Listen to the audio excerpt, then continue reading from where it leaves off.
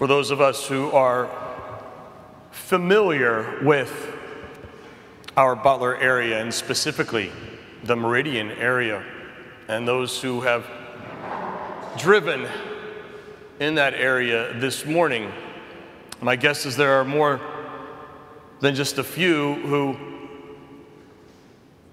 are experiencing a very real and deep-seated sense of disturbance, being unnerved,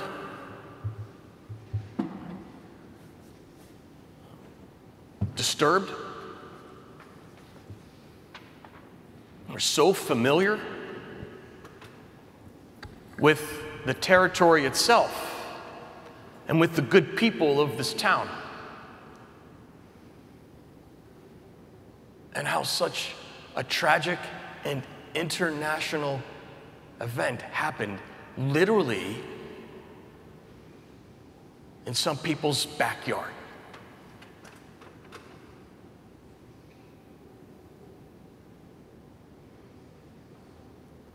A moment in time we will not soon forget,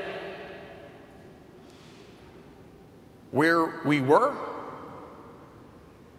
and what transpired in our own lives and in lives of the numerous, the multitudes, especially on a piece of ground that Butlerites enjoy so much, that has been a site over numerous years now of wonderful events and gatherings of people that celebrate life. There are moments that people look forward to.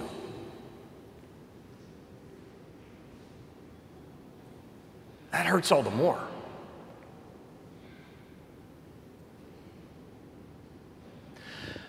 How this moment will affect our lives then, first and foremost as Christians, will tell deeply of what our relationship is with the one, Jesus the Christ.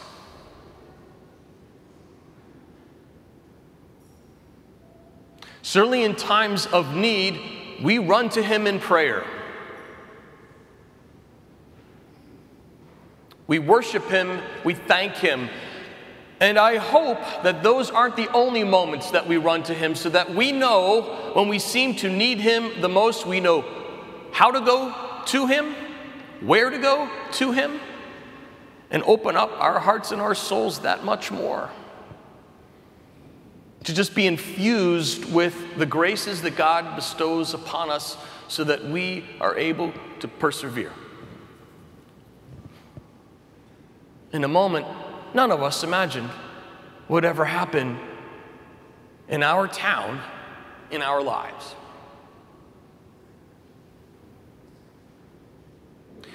Throughout human and divine history, there have been people who went through experiences of life they never thought they would encounter. The prophet Amos is one of them that we hear from this Sunday, when he says, "I'm a shepherd and a farmer of trees. I have no background in prophecy. That God is asking me to carry out his word, to be his mouthpiece for the people." And in the midst of turbulence in his life and defiance, he persevered. He carried out God's will. And Jesus sending his apostles out, none of them were of a religious background.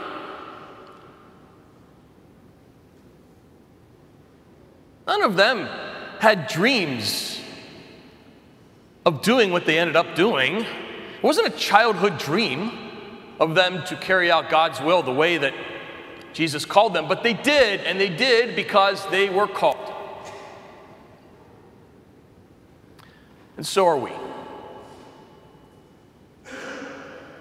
So are we to continue and persevere with the guidance of the Spirit, holding the hand of Jesus and God the Father watching over us all.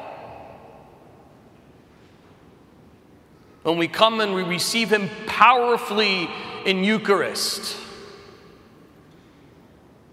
together through the bonds of prayer, love, and support, unified by this God who is unity and communion itself.